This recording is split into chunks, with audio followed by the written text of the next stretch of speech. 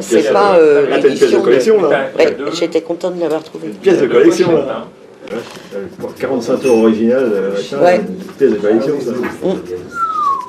Si, il parle artiste. Il est en bon état, en plus. Hein. Ouais, il y a juste un petit... une petite étiquette. Il reste. Bah, non, il va il un peu, mais c'est mécanisme, pas complètement. Après, c'est. Enfin, pour remplir un grand Faites goûter, j'ai même pas tiqué, mais ça va être. Non, mais c'est parce que je. Je vais pas être très bon, mais ça peut finir pas. C'est un peu sec sans le sucre, sans le sirop de sucre. Je peux le mélanger un petit peu, mais c'est sûr que ça va être.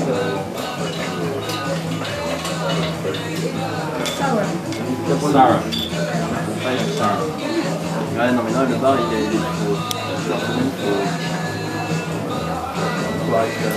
c'est sec. C'est sec. T'en es pas 6 mois de shaker, si vous voulez bien. Puis vous savez. Ah, un shaker qui marche. C'est vraiment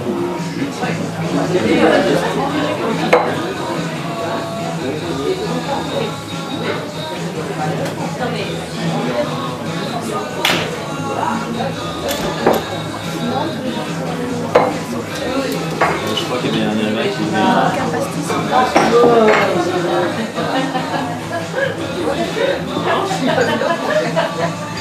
je vais vous faire essayer de... Ouais. Il manque quelques ingrédients. Il manque beaucoup d'ingrédients, mais la glace, c'est pas que tu l'as pas.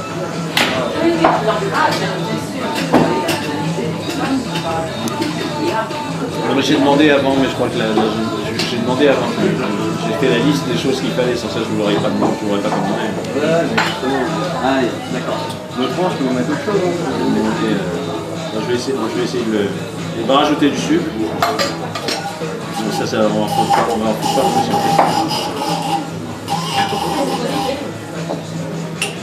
Bon, ça fait rien. Vous savez quoi? Vous allez me passer du sucre. Et puis une cuillère. Et puis je vais essayer de faire quelque chose qui soit proche. C'est pas du tout comme ça qu'on le fait, hein, d'habitude. On fait de la mix. Trop vite.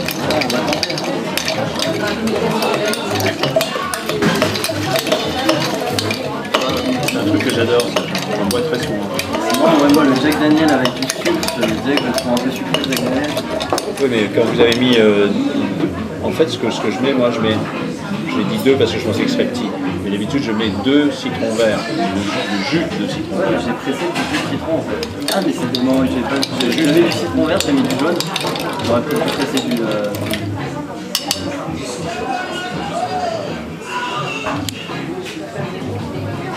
Ça se rapproche un peu. Bon. Alors, donc, les dégâts et Ibiza. Ah, les dégâts Le Ibiza. bilan. Ouais. Tout autour, c'est terre brûlée, hein, c'est l'agent orange. C'est une petite forêt qui est dans le contrebas de la maison, complètement brûlée. Une bonne partie du jardin a cuit, pas brûlé, cuit. Alors, il y a pas mal de choses qui reviennent, mais il a quand même fallu couper je crois, 200 arbres. Et une balustrade, assez curieusement, le foyer le plus proche était à 30 mètres. Il y a des choses en bois qui n'ont pas brûlé entre cette balustrade et les arbres qui brûlaient. Et elle a pris feu quand même. La balustrade à l'étage de la maison. Autrement, bon, maintenant qu'il a plu, ça sent plus cette espèce d'horrible odeur, espèce de fumée grasse comme ça. C'est terrible, c'est le troisième feu que je connais à Ibiza. Les 2 premiers j'y étais, celui-là je suis arrivé après. Ça fait un choc hein, quand tu arrives. La vallée, tu vois la terre en dessous, puis tu vois tous les arbres calcinés qui vont tomber cet hiver, qui vont tomber l'hiver prochain. Ils ne font pas de coupe-feu. Hein. Et puis lorsqu'il y a un feu à Ibiza, les avions repartent quand il y a un feu en même temps à Palma, parce que Palma c'est plus important. Bon. Voilà. Alors, on va passer à des questions un petit peu plus Légère. légères, oui. Donc, quel vin proposerais-tu tout de suite, là, maintenant? Ah, tout de suite. Oui, maintenant, tout de suite.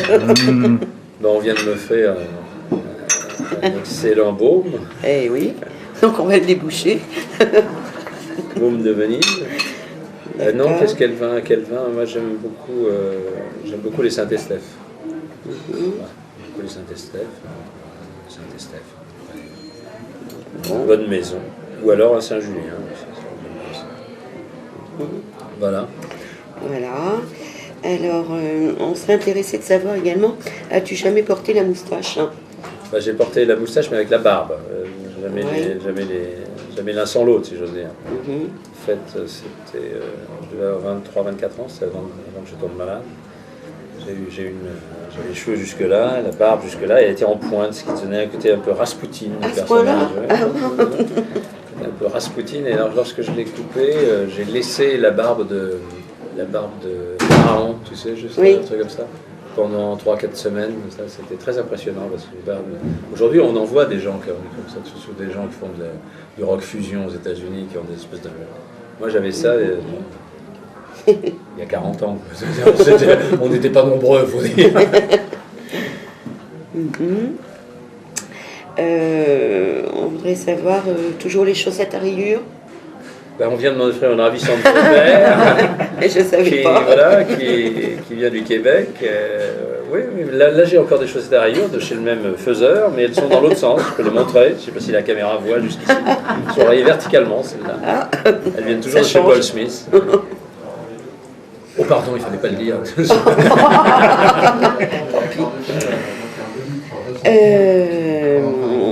Qu'est-ce que l'on voulait savoir? Alors, quels sont tes passe-temps favoris? Ouais. Mes passe-temps favoris, c'est... Ah oui. Mes passe-temps favoris, c'est... J'imagine que ça doit... c'est de faire de la musique. Hein. Incontestablement, c'est de faire de la musique. Mhm. Le sexe, c'est plus une part importante dans ma vie aussi.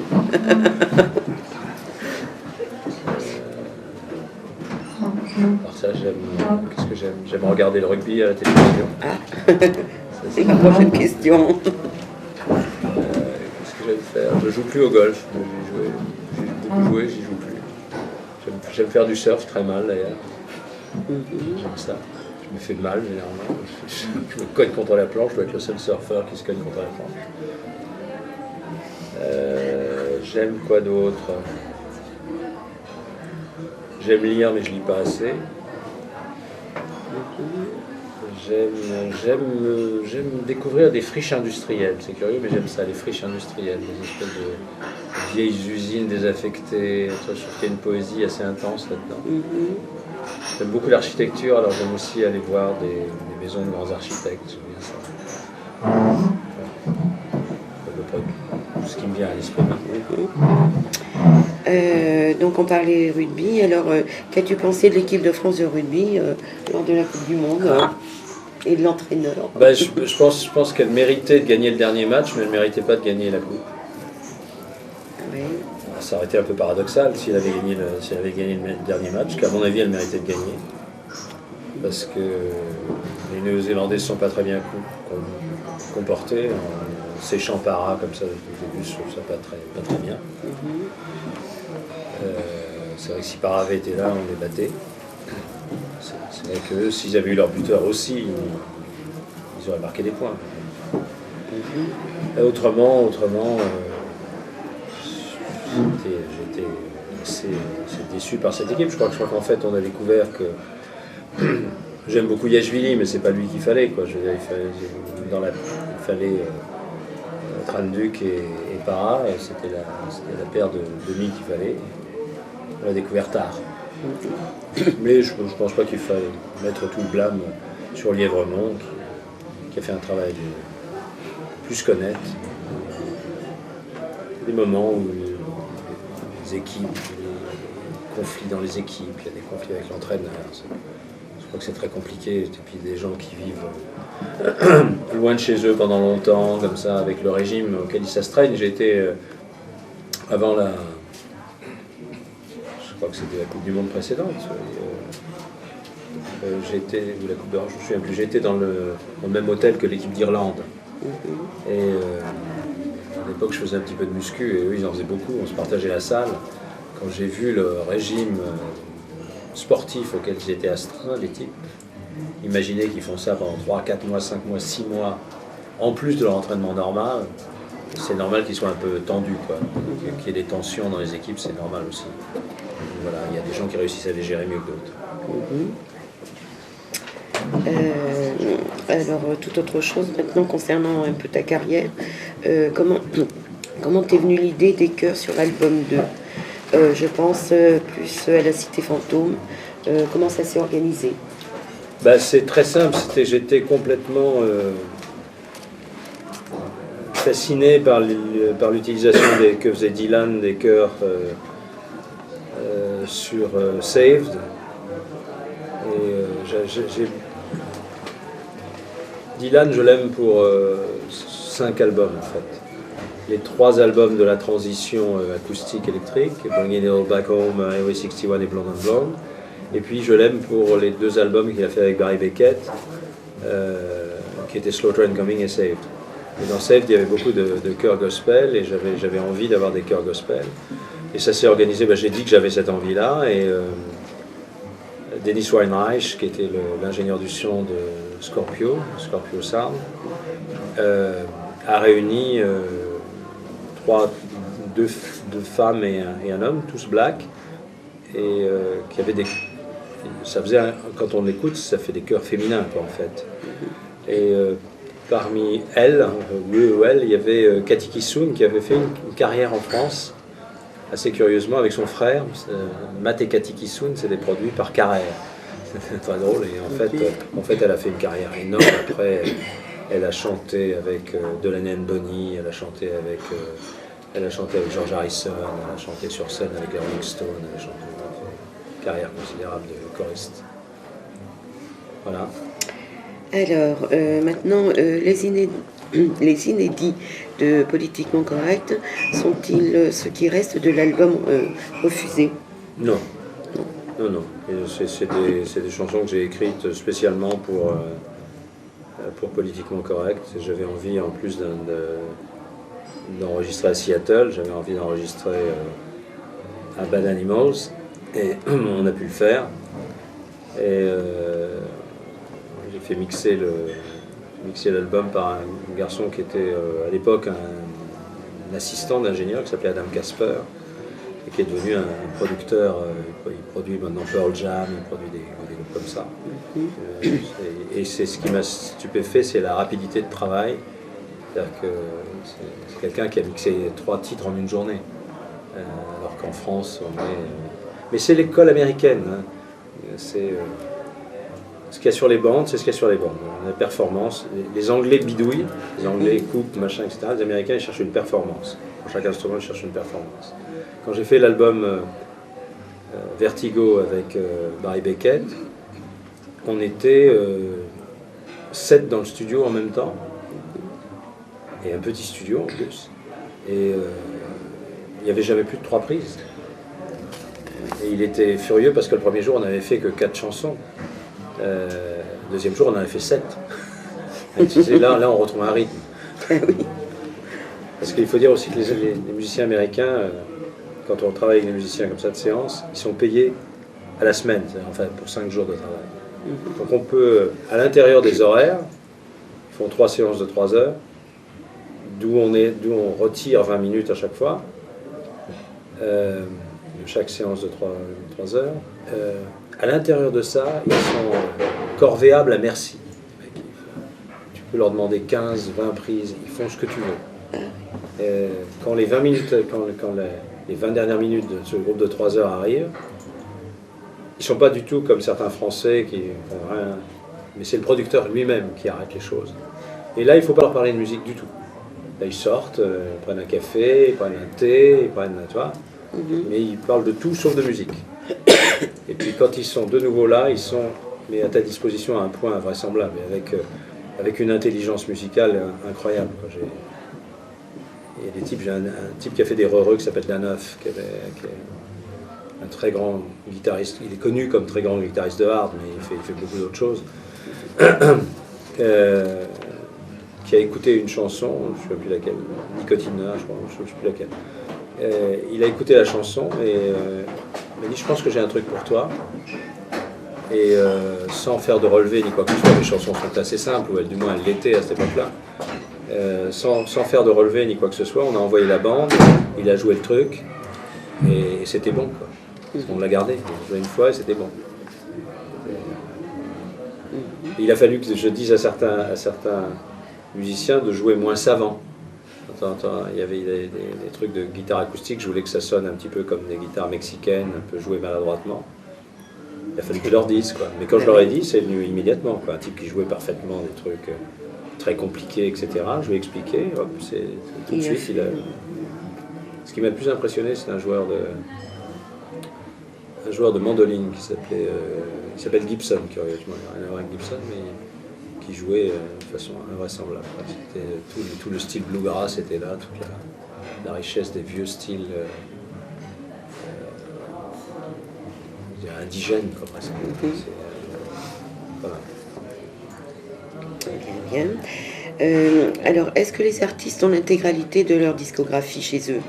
Et quand je dis intégrale, ça veut dire également tous les pressages, les mixages, les compiles, etc. Alors les artistes, je sais pas, mais moi non. Alors moi je perds tout. Je suis même pas sûr d'avoir tous mes albums. Quand on me les donne, je les perds. Je sais plus où ils sont. Il y a des gens qui régulièrement me redonnent des... Tiens, j'ai trouvé un disque de toi, tiens, je te le donne. Voilà, j'en ai deux, je t'en donne un. Je dis merci et je le perds. Et alors j'ai des tas de bandes sur lesquelles j'ai des tas de choses, mais je ne sais pas où sont les choses qui sont sur les bandes et je ne sais pas où sont les bandes. Par exemple, en ce moment, je sais que Hallyday cherche des paroles de chansons. On m'a demandé de proposer des paroles. Et j'avais écrit un album, celui dont tu parlais, là, dans lequel je pense qu'il y a au moins deux chansons. Une chanson qui s'appelle Ce que tu attends de moi, et puis une autre chanson qui s'appelle Jusqu'à la fin du monde. Je me souviens de trois vers de trois phrases de chacune de ces chansons. Je suis incapable de retrouver les dossiers dans lesquels ils sont sur mon ordi, alors je suis en train de chercher à la SACEM, parce qu'elles sont déposées, essayer de retrouver les textes pour pouvoir lui envoyer. Et il y en a une quinzaine, comme ça, autour de cet album-là, il y en a une quinzaine de chansons. Je ne sais même pas où elles sont. Il faut engager une secrétaire pour faire le ménage. Non, mais ce que je vais faire, je vais garder tous mes manuscrits. Puis je ferai comme Bob Dylan, je les revendrai très cher. Bon. Alors, n'aurait-il pas fait disque d'or avec ses succès? Pareil, est-ce que c'est gardé quelque part, accroché dans la cuisine? J'en ai gardé qu'un disque d'or. J'ai gardé le premier disque d'or du premier album. Et il est à Ibiza. Ça, je sais où il est. Ça a fait beaucoup rire des gens dans le village parce que quand je suis arrivé avec mon disque d'or, je devais faire des courses. Je suis allé acheter des carottes, des poireaux, des machins, etc. Et j'ai fourré le disque d'or dans le même cabane. Ils ont vu ça, ils ne croyaient pas.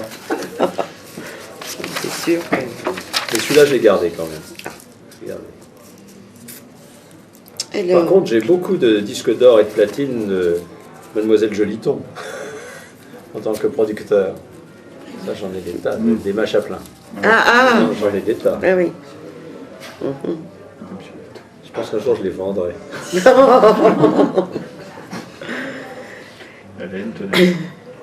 Alors, autre question. Quels sont tes artistes préférés? Oh là.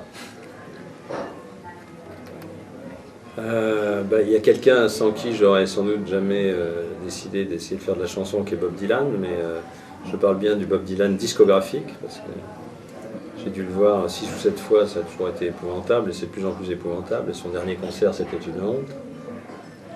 Comme dit Hugo Frey, il chante plus, il aboie. Puis alors moi, ce qui m'a vraiment agacé dans ce concert, d'abord je lui en veux de me gâcher mon plaisir, parce qu'il chante des chansons remarquables qu'il a écrites et il y figure. Donc je lui en veux.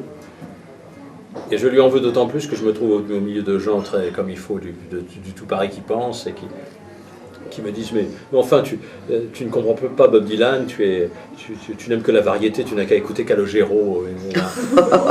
Je suis désolé, je connais Bob Dylan beaucoup mieux qu'eux et la plupart n'étaient pas nés quand j'écoutais déjà Bob Dylan, donc voilà. On ne voit pas la différence entre leur cul et un trou dans le sol. Et Bob Dylan, il faut avoir le courage de dire que Bob Dylan en ce moment sur scène fait de la merde, c'est tout. Quand on a un peu l'oreille musicale et quand on sait ce que c'est que voilà, une mesure, on se rend compte qu'il fait des sections qui ont 7 mesures et demie. Il n'a jamais écrit ça, quoi. C'est simplement qu'il ne sait pas quand il se perd complètement.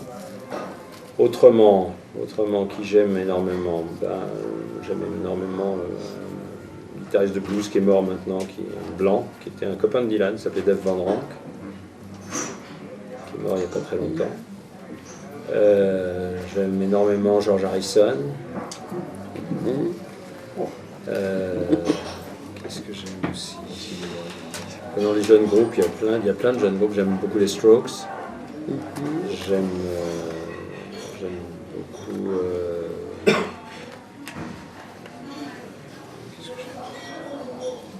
Tellement de choses que j'aime que c'est difficile d'en choisir plutôt que d'autres. J'ai dit une chanteuse amérindienne, canadienne que j'aime beaucoup, qui s'appelle Buffy Sainte-Marie, qui doit avoir une dame qui doit avoir 75 ans maintenant aujourd'hui, qui est toujours aussi belle, aussi grande chanteuse, aussi digne, qui a écrit une chanson, je crois, qui s'appelait Universal Soldier, elle a écrit ça. Mon rêve, c'est de faire un duo avec elle. J'aimerais bien réussir à faire un duo avec elle sur le prochain disque. Randy Newman.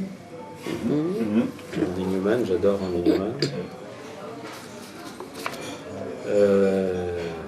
Qu'est-ce que j'aime bien? C'est difficile quand ça vient comme ça, il y a tellement de choses.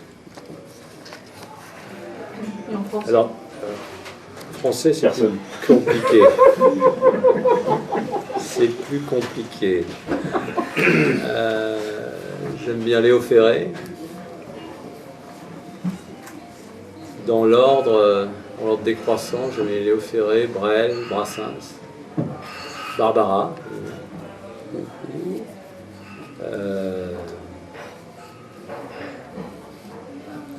Si, il y a des choses françaises, c'est idiot ce que je dis, parce que j'aimais beaucoup Noir Désir, par exemple.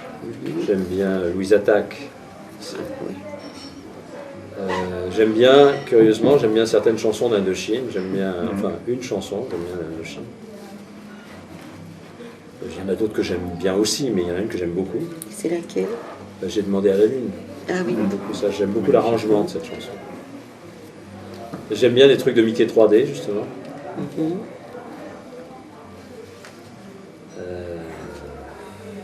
J'essaie de voir ce que j'écoute en ce moment. Mais j'aime aussi de la musique classique. J'aime beaucoup Richard Strauss, qu'il ne faut pas confondre avec Johann Strauss. Ça n'a rien à voir. Richard Strauss, c'est de la musique très sérieuse. J'aime beaucoup la symphonie alpestre ou les 4 ou 5 derniers leaders, je ne me souviens plus. C'est une mélodie magnifique, une mélodie pour voix féminine magnifique. J'aimais bien ça. Il dirigeait, on a des images de lui en train de diriger. Alors, il avait d'abord, enfin, c'est une musique. Richard Strauss, c'est une musique énorme, c'est une musique luxuriante. Grande complexité harmonique, et en même temps une très belle mélodie, etc. etc. Et le type qui a écrit ça, ça avait une allure de petit notaire. Et je l'ai vu diriger, mais c'est incroyable, un truc complètement échevelé comme ça, avec une ampleur, etc. Le genre de musique qu'on aime bien écouter au musée Grévin. Tu sais. Quand on est dans une pièce où tout change tout le temps, on peut passer du Richard Strauss derrière, d'habitude il passe du Wagner, mais là on peut écouter. Et il dirigeait ça, et alors il avait sa baguette comme ça, mais à cette hauteur-là, il dirige ça, et à un moment il regarde l'heure. J'ai trouvé ça extraordinaire. Extraordinaire. Voilà. Mais j'écoute aussi U2, j'écoute aussi Coldplay, j'écoute aussi Kaiser Chiefs, j'ai cité, j'écoute aussi Franz Ferdinand, j'écoute beaucoup les Beatles, j'écoute tas de choses, j'écoute du vieux blues. Donc, as-tu eu l'occasion de côtoyer Paul McCartney? Je n'ai pas côtoyé Paul McCartney, mais j'ai parlé au téléphone avec Paul McCartney. C'est une anecdote que je raconte assez souvent. J'avais un copain qui s'appelait Simon Hayes, qui était un attaché de presse, pardon. Un attaché de presse de Brian Epstein. Et un jour, on devait se retrouver. Il m'avait donné un numéro, il m'a dit tiens, je serai chez Paul McCartney, appelle-moi. J'ai appelé un matin et je tombe sur une voix avec un fort accent de Liverpool. Et le type me dit It's not Simon, it's Paul. Et il me dit je vais aller le chercher. Et puis il revient et me dit ben non, il n'est pas réveillé, on a eu une nuit assez agitée, est-ce que je dois prendre un message? Oui. La simplicité du type, de Paul McCartney au sommet des Beatles. Et voilà, un type qui ne connaît pas, qui l'appelle, qui demande à parler à l'attaché de presse, et il fait la communication, il n'est pas à se déplacer, à prendre un message et tout. J'ai revendu le téléphone très cher. La voix de Paul McCartney est passée par ce téléphone. Ah bah oui. Et je l'ai vu là récemment à Bercy, et c'était absolument magnifique de voir ce type qui a près de 70 ans, redécouvrir, parce qu'on le sait, qu'il a écrit 20 ou 30 des plus grandes chansons de pop ou de rock, on appelle ça comme on veut, qu'il est capable de les chanter toujours aussi bien, que c'est toujours un instrumentiste formidable, qu'il a un groupe exceptionnel, que c'est un showman chaleureux, il est toujours un peu léger, c'est vrai, c'est par rapport à la gravité de George Harrison ou à l'intensité de John Lennon. Parlons pas de Ringo, mais c'est toujours un peu le plus léger de la bande, mais c'est un génie, c'est purement et simplement un génie. As-tu acheté le livre de Keith Richards et qu'en penses-tu si tu l'as lu? Il y a la même bague sur la couverture. Oui, j'ai acheté le livre.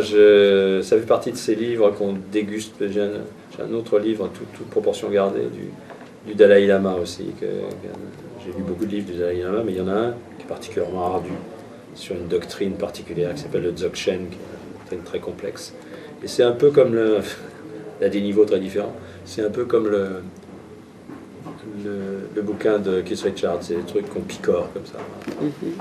Et alors, mais je pense que je vais le lire un peu plus attentivement parce que en ce moment on me demande d'écrire un bouquin. Alors, on me demande qu'il y ait je peux écrire ce que je veux, mais il faut que ce soit à base autobiographique. Il ne faut pas que ça soit une autobiographie, mais quand même il faut qu'il y ait des références à ma vie. Donc je vais quand même lire son livre pour essayer de faire quelque chose de radicalement différent. Mais donc voilà, c'est toujours intéressant d'avoir des informations sur la vie de quelqu'un qui a eu cette vie. D'ailleurs, le bouquin s'appelle The Life. Oui. La vie. Donc, qu'en est-il des traductions que tu as réalisées? Quel succès ont-elles eu? Et de quelle traduction parle-t-on exactement? Qu'est-ce que j'ai fait comme traduction? C'était la dernière fête. C'était des textes à traduire en anglais. C'était la dernière fête des anges qu'on en avait parlé. Ah non, mais ce que je devais traduire en anglais, des textes que je devais traduire en anglais. Je me souviens plus exactement. C'est le live. Ah, les chansons du live, enfin, oui, les chansons qui étaient en anglais. Bah, écoute, j'ai été très flatté parce qu'il y avait une chanson qui s'appelait Sweet Girl là-dedans, qui était très Rolling Stone, et j'avais le mobile des Rolling Stones qui enregistrait et les ingénieurs du son du mobile avaient adoré cette chanson. Alors, je leur ai dit essayer de la vendre à Mick Jagger, ça n'a pas marché. Voilà. D'accord. Qu'est devenu le projet de John Doe? C'est tombé à l'eau. On t'a entendu. C'est tombé à l'eau, John Doe, c'est tombé à l'eau. D'accord. Mais il y a tellement d'autres projets qui ne sont pas tombés à l'eau. Là, en ce moment, les choses vont très bien pour la radio. Pour ma radio à moi. D'ailleurs, on entend, il y a du parasite. C'est-à-dire que la communauté urbaine du Grand Toulouse et l'Université du Mirail ont l'intention, je dois y retourner le 22 pour conclure cette histoire, ont l'intention de fournir ce qui s'appelle un territoire d'expérimentation à ma radio à moi, et ce qui a déclenché les investisseurs. Ce qui fait qu'on va finalement pouvoir voir si ma radio à moi a des chances de vivre ou pas. Et si ça marche sur Toulouse, ça va se répandre très très vite d'université en université. On va voir. Mais enfin, en tout cas, il y a quelque chose qui se passe. Autrement, dans les choses qui marchent, qu'est-ce qu'il y a ? Ah oui, il y a Quand t'es dans le désert, qui a été repris par Olivier Dahan pour son prochain film. Pour une séquence, j'ai cru comprendre, importante.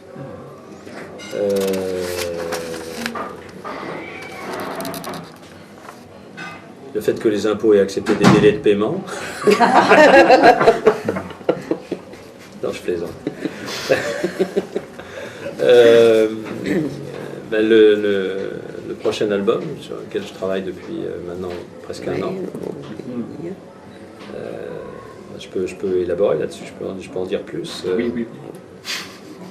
Je peux en dire plus. Alors en fait je vais raconter une anecdote, enfin, j'ai raconté tout à l'heure, mais je vais la dire pour la caméra. En fait, j'avais un iPhone que j'ai souvent laissé tomber, donc il ne marchait plus, et puis il était bloqué complètement, et j'avais sur le dictaphone de l'iPhone enregistré des tas de petits bouts de chansons, de petits machins, etc. Je pensais qu'il y en avait une centaine, je me disais, bon, c'est quand même con de laisser ça comme ça. Et j'ai demandé à un copain, Michel Olivier, qui est d'ailleurs chargé, qui est un informaticien de très haut niveau, qui est chargé du développement de Radio à moi, de diriger le développement de ma radio à moi. Je lui ai dit, est-ce que tu penses que tu peux me sauver ça? Il m'a dit, ouais, pas de problème. Alors il m'a sauvé ça, il m'a mis ça sur mon ordi, il m'a dit, tu sais combien il y en a des bouts de chansons? Je lui ai dit, bah, une centaine, il me dit 630. Alors, j'ai été effrayé, parce que je me suis dit, 630, comment je vais faire un tri là-dedans? Alors j'ai viré tout ce qui se ressemblait un peu, et puis je me suis retrouvé à la fin avec 60 chansons à peu près complètes. Puis là c'était vraiment un problème, quoi. 60 chansons, ça fait 5 albums, et puis elles n'étaient pas toutes bonnes, hein, je veux dire. Donc j'ai réduit, et puis à un moment j'étais à 14 ou 15, je me souviens plus, et puis j'ai décidé qu'il y avait tout un pan de ça qui allait pas, donc j'en ai enlevé 5 ou 6, donc je me suis retrouvé avec 9 chansons, mince, il fallait en réécrire. Alors j'en ai trop écrit, en ce moment je suis à 15. J'en ai 15. À mon avis, il y en a une qu'il faut virer. Et laquelle? Alors le problème, c'est que au fur et à mesure, j'écris les paroles aussi. Alors ça, c'est. Qu'est-ce que je pourrais dire je fais très attention à ce que j'écris. J'ai peut-être jamais fait aussi attention à ce que j'écris que sur cet album-là.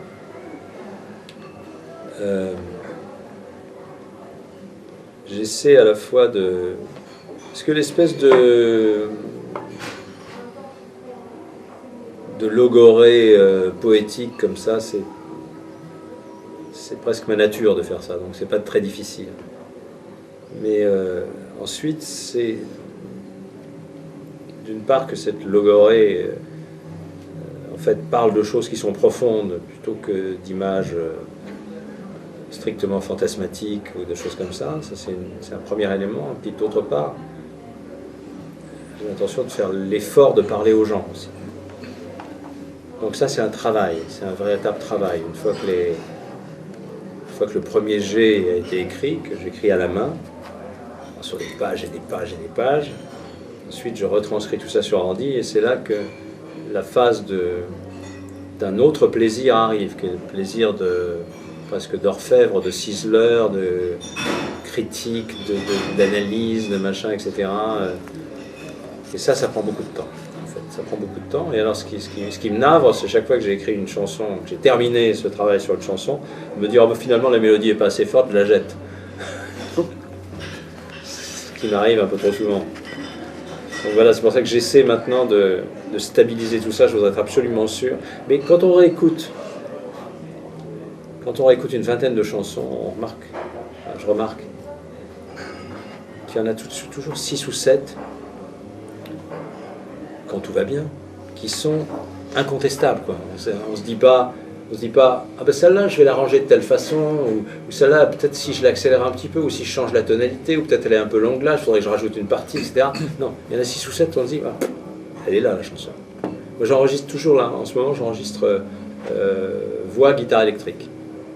Alors, je suis un très mauvais guitariste, donc ça s'en ressent, mais voilà, j'enregistre voix, guitare électrique. Mais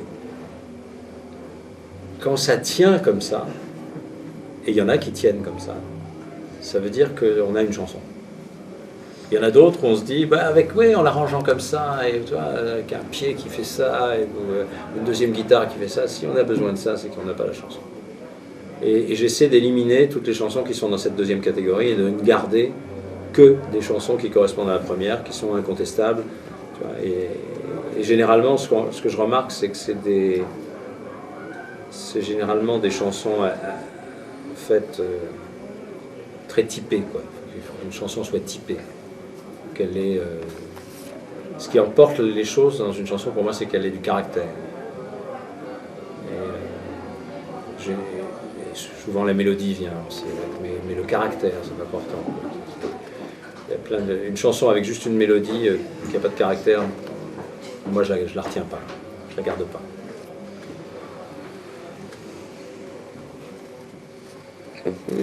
J'ai plus rien à dire sur cette question. Eh bien, on va passer à la suivante. Vas-y.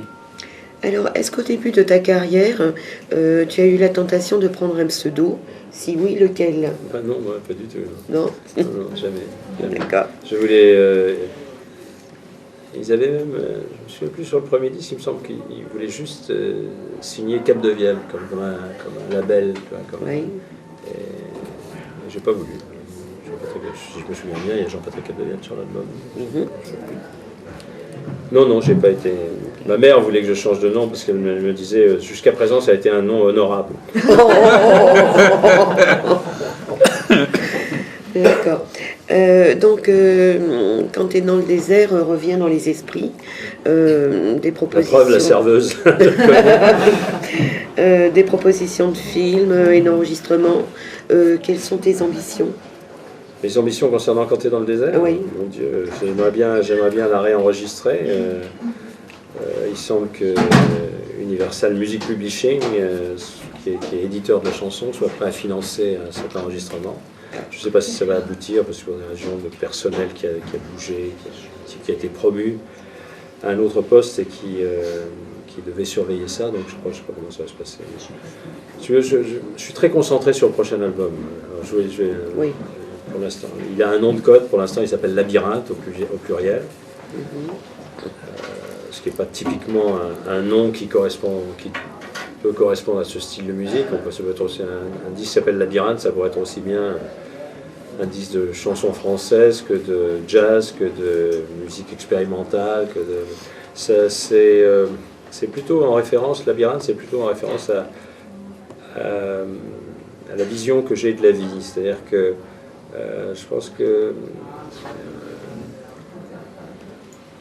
la caractéristique d'un labyrinthe et la caractéristique de la vie, c'est que quel que soit le temps que ça prend, on trouve toujours la sortie. On atteint toujours la sortie. Et c'est très difficile de choisir à l'avance le chemin qu'on prendra. Et que chaque décision qu'on prend est irréversible. C'est un petit peu ça, le labyrinthe, c'est aussi une référence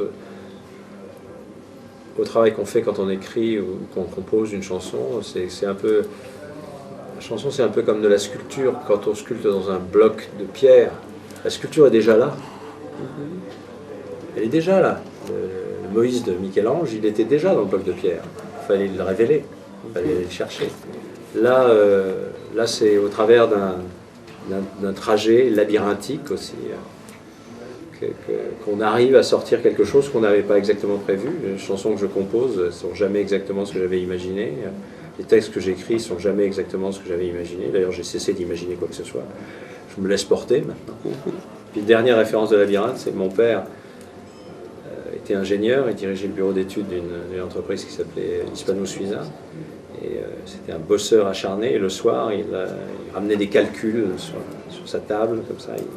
Je regardais ça d'en haut et j'étais un petit peu comme Icare, en regardant l'œuvre de son père. Tu vois, Icare qui s'est élevé au-dessus du labyrinthe, de ce dédale, si tu veux. Et c'est une obsession chez moi, le labyrinthe, depuis toujours. Et c'est pas un hasard que juste avec ce disque qui est particulièrement important pour moi, parce que il sera sans doute très révélateur. Il est déjà très révélateur pour moi. C'est presque comme ce disque, c'est presque un peu comme une psychanalyse pour moi. Et donc, c'est pas étonnant que ce titre revienne. Il m'est revenu quand je me lavais les dents face à ma glace en train de me dire que j'allais devenir président de la République. Moi, il y en a d'autres, c'est en se rasant, moi c'est en me lavant les dents. Que penses-tu de la mode de faire un disque avec les anciens titres et chanter en duo avec des jeunes artistes? Ça, évidemment, c'est ce qu'on m'a proposé. On m'a dit, ah, tu devrais faire ça. Et mon ami Philippe Derieux, là, le chanteur de Montparnasse, a eu une très bonne idée, qu'on va sans doute pas appliquer parce que les bonnes idées dans ce milieu-là sont rarement appliquées. Mais l'idée, c'était de vendre un nouveau disque, un disque complètement neuf, Labyrinthe, tu vois, et de dire que 2 mois après, les acheteurs du nouveau disque auraient droit en bonus à 12 anciennes chansons enregistrées en duo. Faire exactement le contraire, pas essayer de vendre de la vieille cam relookée, tu vois, vendre une œuvre d'artiste, quelque chose de neuf, et puis en plus donner ça ce cadeau parce que c'est des chansons que je renie pas, et si j'ai réussi à refaire de la scène, c'est des chansons que je chanterai de toute façon. Donc ça, on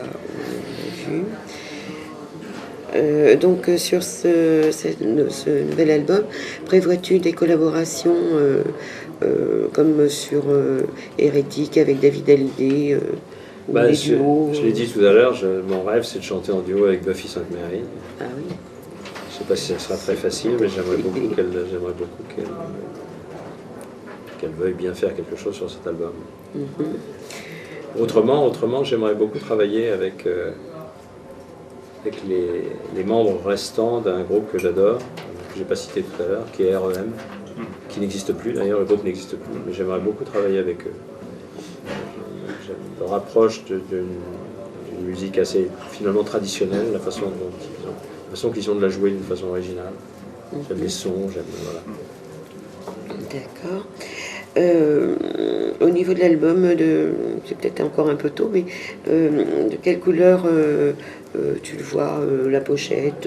Est-ce que tu as une idée? Pour la saison 2012-2013, je vois un album avec la jupe assez courte.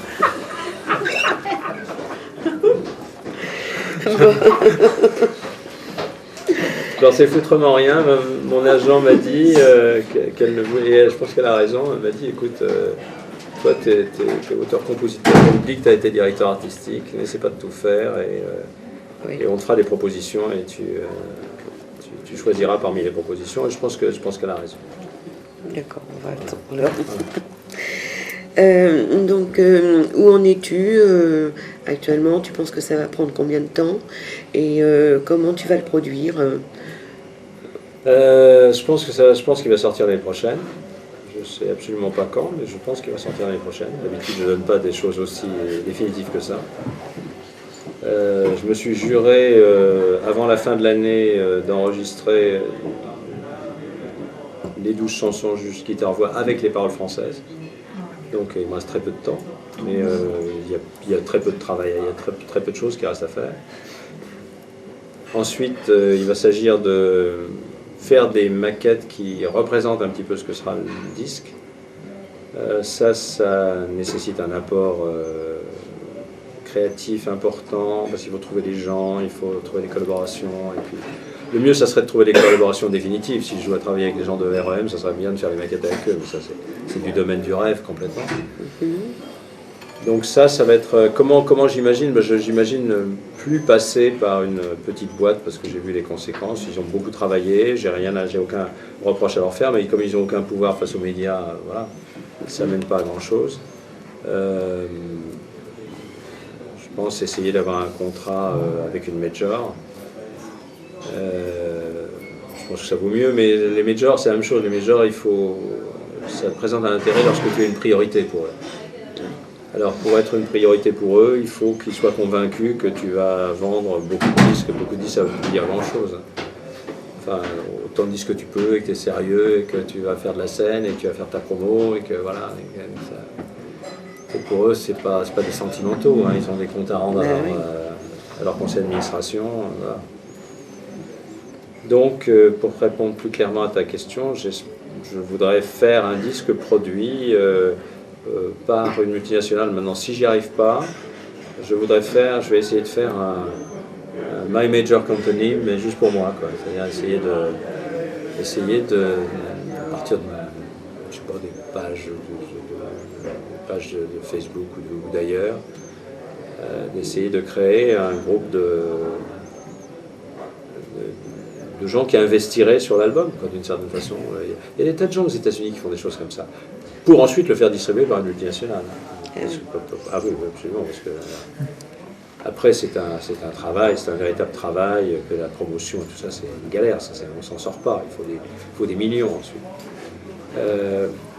Voilà, je vais voir ce qui va se passer, je vais voir le climat lorsque j'aurai fait des maquettes vraiment, je vais terminer ces 12 chansons, ou 14 ou 15, je vais les terminer guitare-voix, je vais en maquetter 5 ou 6, peut-être 4 même, et Virginie, mon agent, va partir en guerre pour obtenir un contrat.